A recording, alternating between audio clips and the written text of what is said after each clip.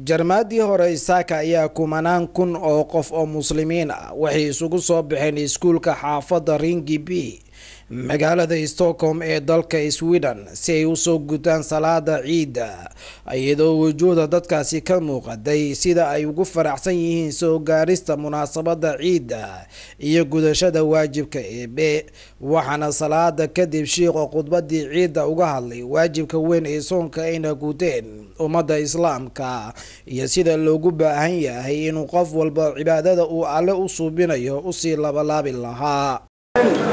الله أكبر كلما صام الصائمون وأفطروا الله أكبر الله أكبر ولله الحمد. أيها الأحبة الكرام هنيئا لكم أيها الأحبة فهذا يوم عيدكم يوم عيد الفطر الذي يجي أو يأتي بعد انقضاء شهر رمضان المبارك شهر رمضان الذي أنزله الله سبحانه وتعالى القرآن الكريم شهر الخيرات شهر البركات شهر الفتوحات والانتصارات الإسلامية. هذا الشهر الكريم الذي عاهدنا الله سبحانه وتعالى على صيامه في الليل وقيامه على صيامه في النهار وقيامه في الليل. هذا الشهر العظيم الذي جعلنا نتصافى جميعا ونتعالى عن كل الأخلاق. intii aan goobta ku sugnayn ayaa waxa indhaheenu qabanayeen ismarxabeenta muslimiinta halkaasi ku soo dukatay iyadoo qaar kamid ah shucuurtooda uga warbaxshay TV-ga caalamiga ee Kalsan.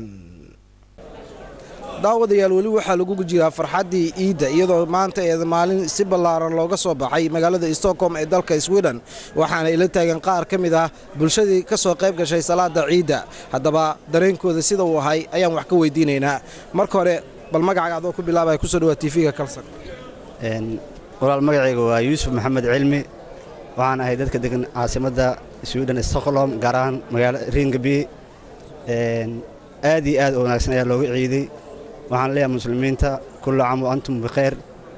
halkan waxaan ka salaamayaa dhammaan eheladeyda gaar ahaan xaaskayga qaaligu ay caruurteyda iyo waalidiintayda dhalay. waxaan leeyahay muslimiinta kullu caam wa antum bikhair. aad baa u mahadsan tahay walaal adoo magacaaga ku bilaabaya maalinta ciid kana faa'iideysanaya TV-ga Kalsan bal marka hore magacaaga. السلام عليكم magacaygu waa Xuseen Maxamed Aadan ciidan waa ciid aad iyo aad oo faraxsanahay alxamdulillah sanadka dambana ilaahayna gaarsiiyo.